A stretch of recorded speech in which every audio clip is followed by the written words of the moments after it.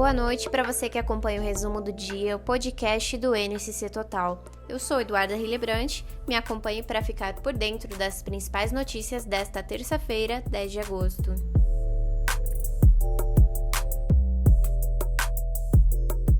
A Câmara dos Deputados está analisando hoje um projeto que pede o retorno do voto impresso nas eleições. Se a proposta for aprovada pelo Congresso, o Brasil pode aplicar a mudança ainda nas eleições de 2022.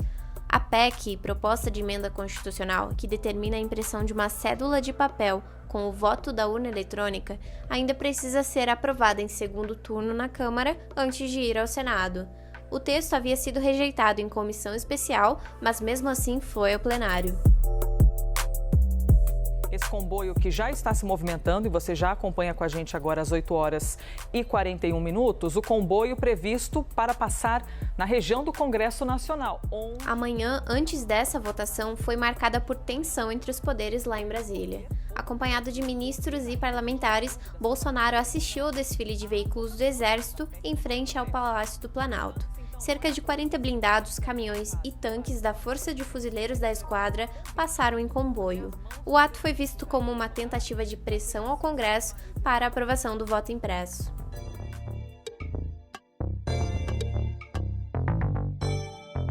Agora, atualizando a situação da pandemia em Santa Catarina, um dado preocupante. Mais 25 casos da variante Delta do coronavírus foram confirmados no estado.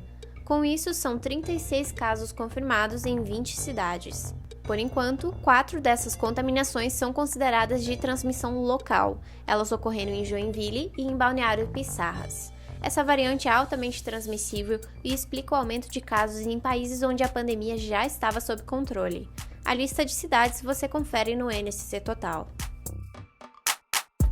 Quanto à vacinação, Florianópolis é a capital que mais aplicou a primeira dose contra a Covid-19, considerando as 3 capitais do sul do país. A capital catarinense imunizou 76,61% da população com mais de 18 anos.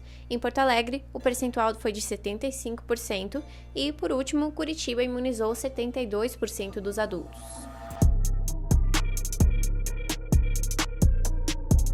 Uma discussão sobre as medidas restritivas acabou em tragédia em Palhoça, na Grande Florianópolis. Um homem de 44 anos foi morto em um mercado depois de se recusar a usar máscara. Segundo a polícia militar, o homem foi para casa, pegou uma faca e voltou ao mercado para ameaçar funcionários e clientes. Aí, no meio da confusão, ele teria levado uma paulada na cabeça. O autor do crime ainda não foi identificado.